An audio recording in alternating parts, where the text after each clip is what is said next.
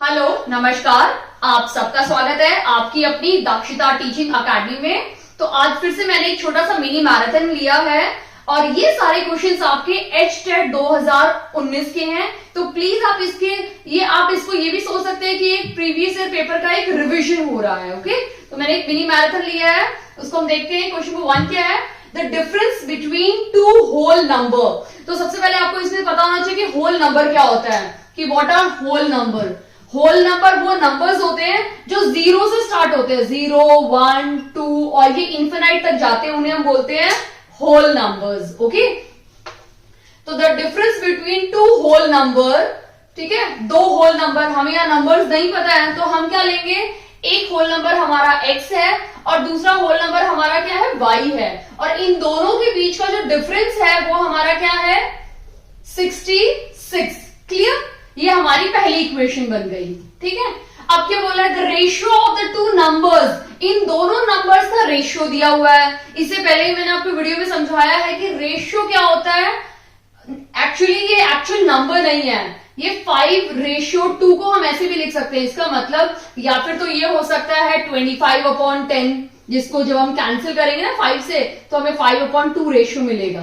Clear? या ये हो सकता है 15/6, ताकि जब हम 3 से कैंसिल करेंगे तो हमें क्या मिलेगा, 5:2। क्लियर? तो ये कोई भी नंबर हो सकता है। ठीक है, क्योंकि हमें नंबर क्वेश्चन में नहीं दिया हुआ है तो हमने क्या नंबर लिया, x और y, यानी x और y का जो रेशियो दिया हुआ है वो क्या है, 5:2 क्वेश्चन में गिवन है। What are the numbers? अभी हमें क्या करना है, नंबर्स निकालने हैं। तो ये जो 3x/y है इसको हम लिख सकते हैं x/y।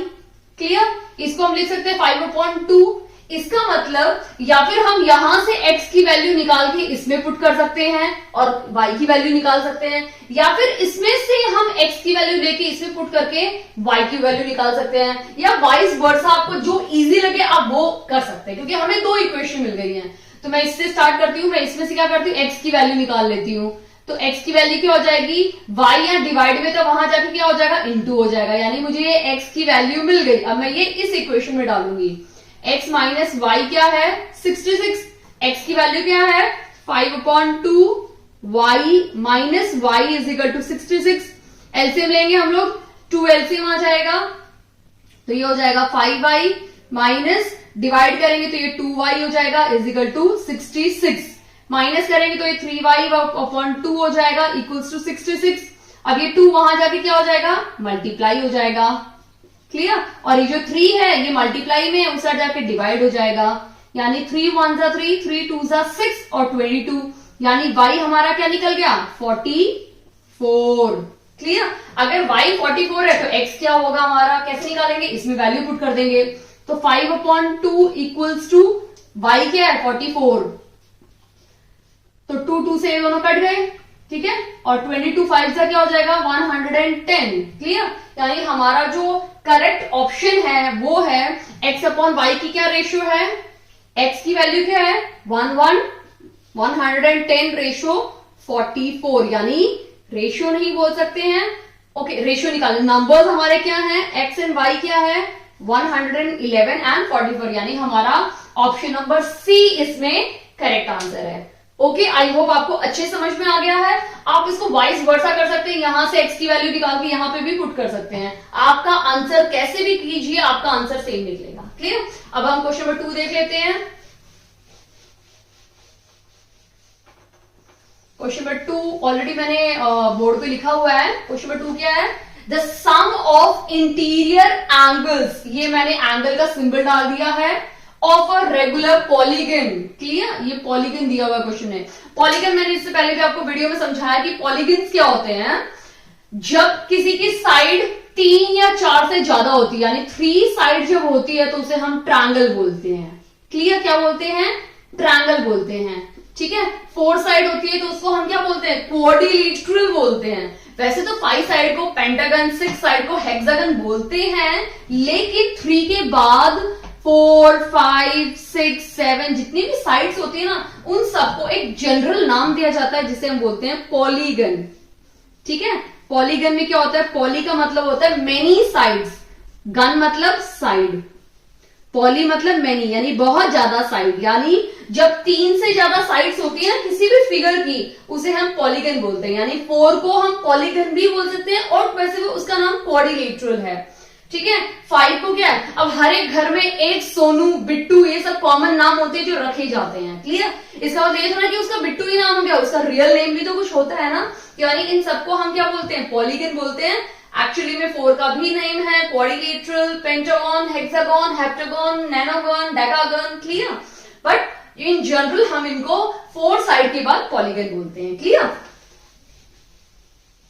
अब यहाँ पे दिया हुआ है the sum of interior angles of a regular polygon, मतलब हमें पॉलीगन बोला हुआ है, इसका मतलब कितनी भी साइड हो सकती है, साइड मेंशन नहीं की हुई है, सिर्फ क्या मेंशन किया हुआ है, टोटल एंगल मेंशन किया हुआ है। कितना है total angle, 1440 degree total mention किया हुआ है। क्लियर, हमें क्या निकालनी है, नंबर ऑफ साइड्स। तो इसका एक फॉर्मूला है, जो फॉर्मूला हम यूज करेंगे इस क्वेश्चन में, बहुत सिंपल है, आपको याद रखना है, n-2 इंटू 180 डिग्री। क्लियर, ये हमारा फॉर्मूला है। जब भी हमें किसी भी पॉलीगन का इंटीरियर एंगल पता करना है तो ये हमारा फॉर्मूला है। तो आपको ये फॉर्मूला यूज करना है किसी भी पॉलीगन के इंटीरियर को फाइंड करने के लिए। सेम ऐसा ही बट थोड़ा सा स्लाइड डिफरेंट, एक्सटीरियर एंगल के लिए डिफरेंट फॉर्मूला है। ओके, तो हम फॉर्मूले पुट कर देते हैं वैल्यूज। ठीक है, n हमें नहीं पता, हमें n की वैल्यू निकालनी है, तो n-2 हम यहीं पे रहने देते हैं। 1440 ये मल्टीप्लाई में वहां जाके डिवाइड हो जाएगा, 180 कैंसिल हो गया, 2 9 2 7 14 और 2 9 8 72। क्लियर, यानी n-2 क्या हो गया, 8, तो n की वैल्यू क्या हो जाएगी, 8 + 2 यानी 10। इसका मतलब जो हमारा जो पॉलीगन है उसके कितने साइड्स हैं, 10 साइड्स हैं। क्लियर, यानी ऑप्शन नंबर बी हमारा राइट आंसर है। आई होप आपको अच्छे समझ में आया है क्वेश्चन। कोई भी डाउट हो तो मुझे कमेंट सेक्शन में आप कमेंट करके बता सकते हैं। अब हम नेक्स्ट क्वेश्चन देखते हैं, क्वेश्चन नंबर 3। क्वेश्चन नंबर 3 हम देखते हैं। आपको एक चीज हमेशा ध्यान देनी है, इस टाइप के क्वेश्चन काफी बार और काफी अलग अलग एग्जाम में रिपीट होते हैं। ये जो वर्ड है ना, द सम या द डिफरेंस या द मल्टीपल ऑफ कंसेक्यूटिव, ये बहुत इंपॉर्टेंट वर्ड है। कंसेक्यूटिव का मतलब होता है लगातार। इसका मतलब अगर मैं पूछूं कोई भी 3 लगातार कंसेक्यूटिव नंबर बताओ तो आप बोल सकते हो 1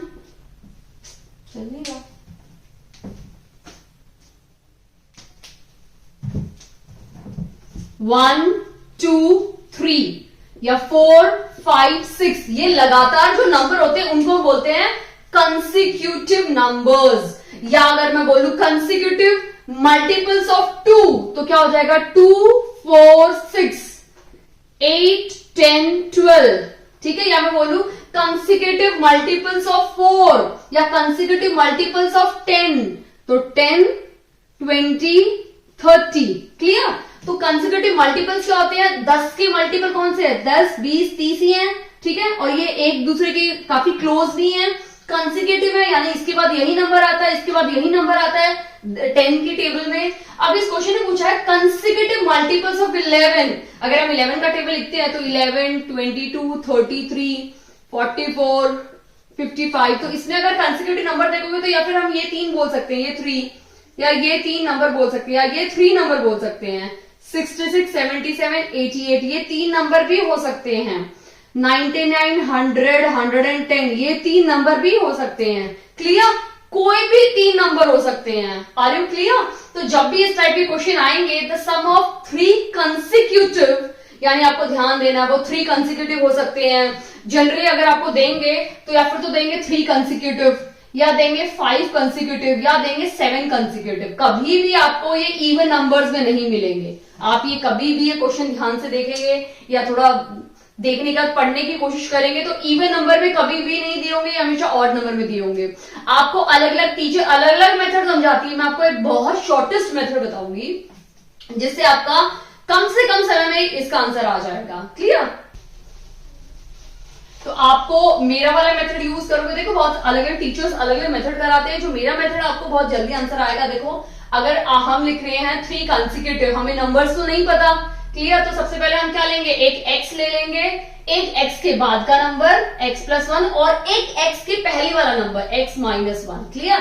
अगर आप इस तरह से सीरीज बनाओगे तो हमेशा आपको एक बेनिफिट ये होगा कि इसमें ये जो माइनस है ना और ये जो प्लस है ये हमेशा कट जाएंगे, तो आपका जो कैलकुलेशन पार्ट है ना वो काफी हद तक कम हो जाएगा।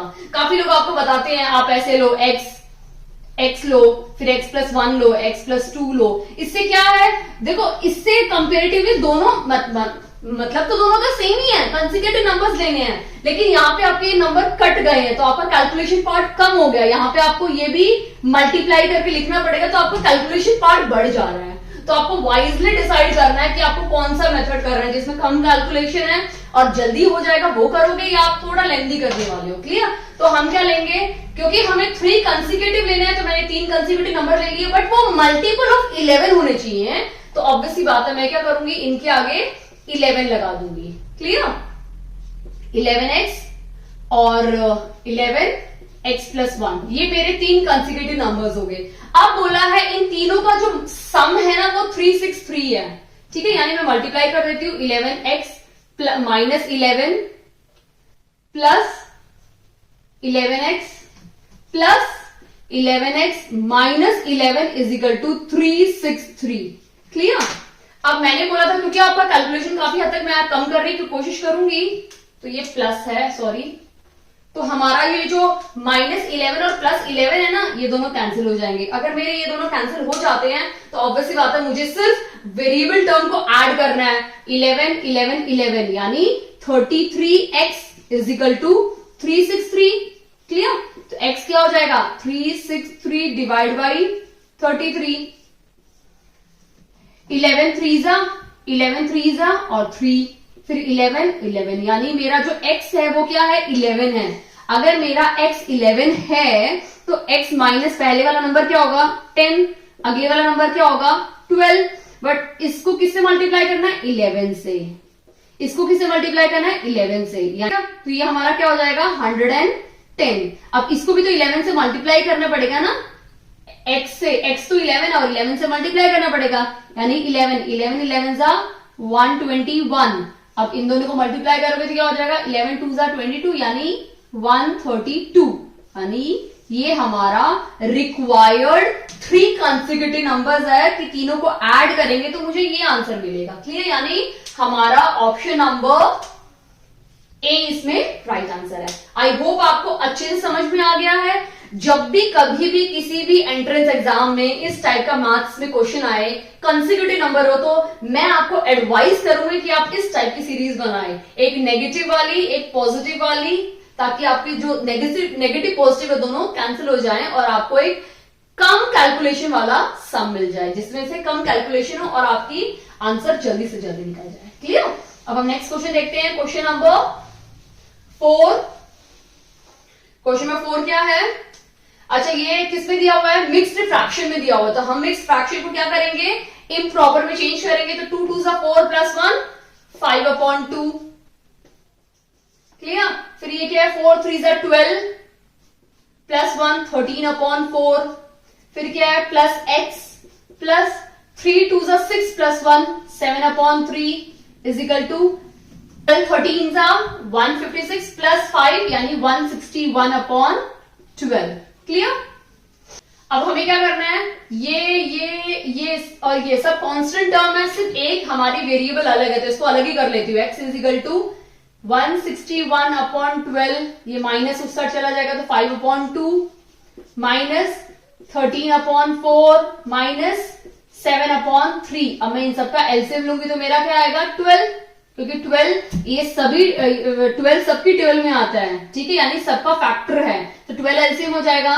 तो 161, 2 को इससे डिवाइड करूंगी, 6 6 5 30 माइनस 4 को 3 3 3 9 एंड 3। क्लियर? माइनस 4 7 4 28। क्लियर? अब मैं इन सब को ऐड कर लेती हूं। 17 1